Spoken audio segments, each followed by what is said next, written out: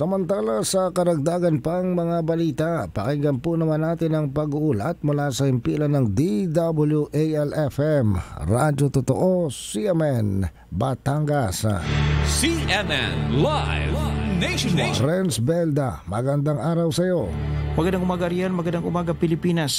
Nagsagawa ng AIDS Candlelight Memorial ang City Health Office o CHO upang mapalawig ang public awareness hinggil sa sexually transmitted infections o STI at human immunodeficiency virus o HIV at upang alalahanin ang mga individual na namatay sa AIDS.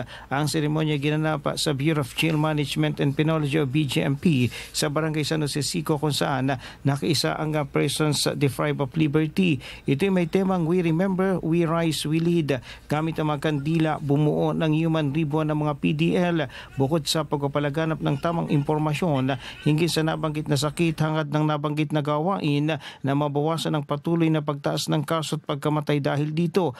Tinalakay ng kinatuwa ng CHO na si Vicky Atienza ang HIV 101 at mga estratehiya na makakatulong sa mas epektibong pagpapatupad ng mga programa laban dito.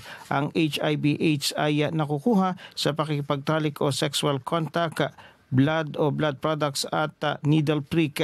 Nagbigay din siya ng update tungkol sa RA 11166 o HIV and AIDS Law at STI Prevention and Control Programs. Ayon kay Dr. Allen Evangelio Santos, Medical Program Manager ng HIV STI Prevention Program ng CHO, ikaapat ang lalawigan ng Batangas sa Calabarzon na may pinakamaraming confirmed cases ng HIV. Mula sa DWAL-FM 95.9, ito si Renz Belda ng CMN Batangas nag-uulat live para sa CMN Pilipinas. CMN Live Nationwide.